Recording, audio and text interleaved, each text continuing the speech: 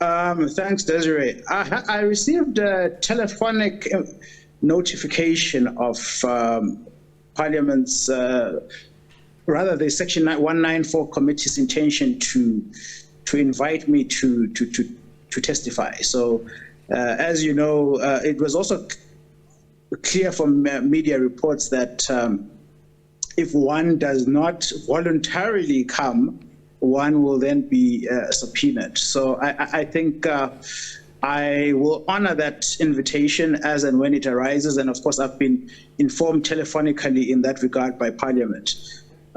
So obviously one will wait for the formal invite, the form notifications to come through. How do you think you can add value to this process?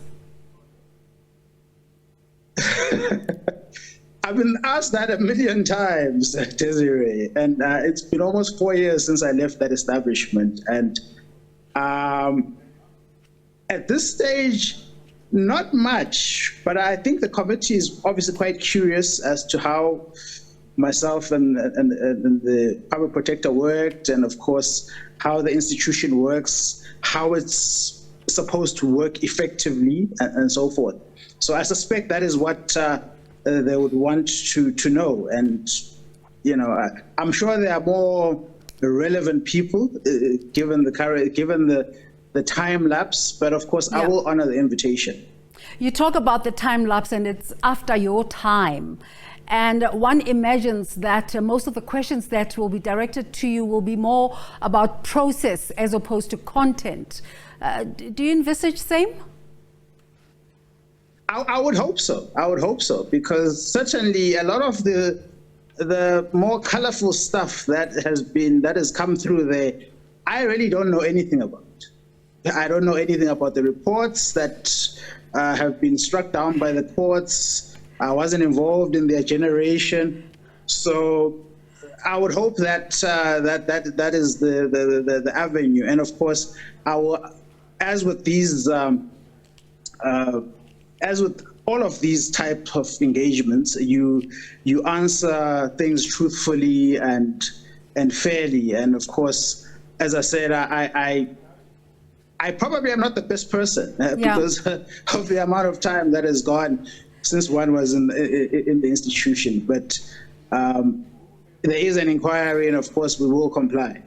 I'm tempted to push you on what you mean by the colorful stuff, but I suspect you're not going to go much into that. But okay, go ahead. There is a committee, and of course, everything is out there in the public record. So we know what has been happening there. But as I said, I don't know anything about that stuff. Formally, that is. I also read about, just like you, I read about it in the newspaper. So, as you read about it, as you watch it on TV, what have been your impressions of the process so far? Of course, you know, there's room to be concerned, but that is Parliament's mandate. I'm not a member of Parliament. I do not appoint public protectors. I do not remove public protectors. So that is something that is their legislative responsibility and mandate, and hopefully they will do the correct thing in future when they are faced with these things. Yeah. Just finally, Advocate, you're the head of a legal school, and I'm sure you discuss and engage with your students about the significance of this process. It's the first time in South Africa. How are you engaging with it, just in terms of its legality and its chances of success? Look, the upside, and I said from an academic and legal standpoint, in my hat as someone who is assisting people to become lawyers, etc., and you know, thought, knowledge management, etc. One would say that this is probably, these things are good for democracy. You know, accountability in any shape or form, you know, Parliament playing an oversight role is a good thing. And there should be more of this kind of thing in future, so that people who are in positions of authority must know that there is that there are systems in place, checks and balances. So checks and balances are good.